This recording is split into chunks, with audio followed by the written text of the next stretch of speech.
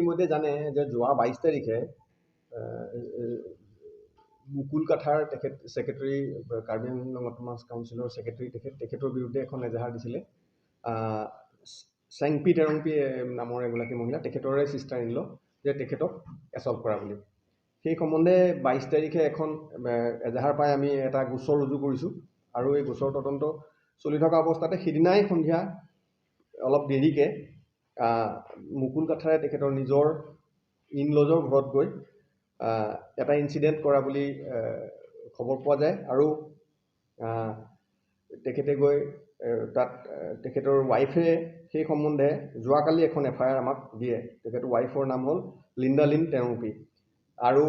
এই দুয়োটা গোচৰ প্ৰথম গোচৰটো পোৱাৰ লগে লগে আমি সিদিনাই নিশা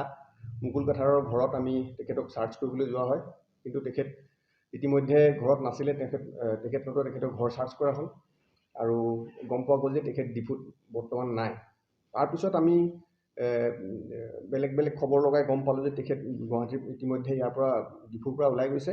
আৰু আমি তেখেতক কৰায়ত্ব কৰিবৰ কাৰণে বেলেগ বেলেগ ধৰণৰ প্ৰচেষ্টা আমি অব্যাহত ৰাখিছোঁ আৰু যিটো তেখেতে ৰিভলভাৰ ব্যৱহাৰ কৰিছিল তেখেতে ফায়াৰ কৰিছিল সেই ৰিভলভাৰটো আমি ইতিমধ্যে জব্দ কৰিছোঁ তেখেতৰ ঘৰত আমি পাইছোঁ উদ্ধাৰ কৰিছোঁ আৰু তদন্ত অব্যাহত আছে আৰু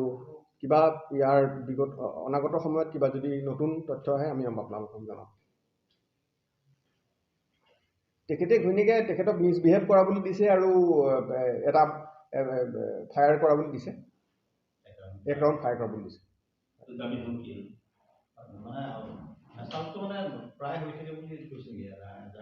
নাই এজাহাৰ নাই কোৱা ইণ্টিমিডেট কৰা বুলি কৈছে এছল্ট ফিজিকেলি কৰা নাই ইণ্টিমিডেট কৰা বুলি কৈছে আৰু এক ৰাউণ্ড ফায়াৰ কৰিছে মাটিত আৰু আমি সেই বুলেটটো উদ্ধাৰ কৰিছোঁ ইতিমধ্যে ফায়াৰ বুলেটটো তেওঁৰ সিস্টাৰ ইনলক এছল্ট কৰিছে বুলি কৈছে গাড়ী হয় এই গোচৰ ৰুজু হৈছে ইতিমধ্যে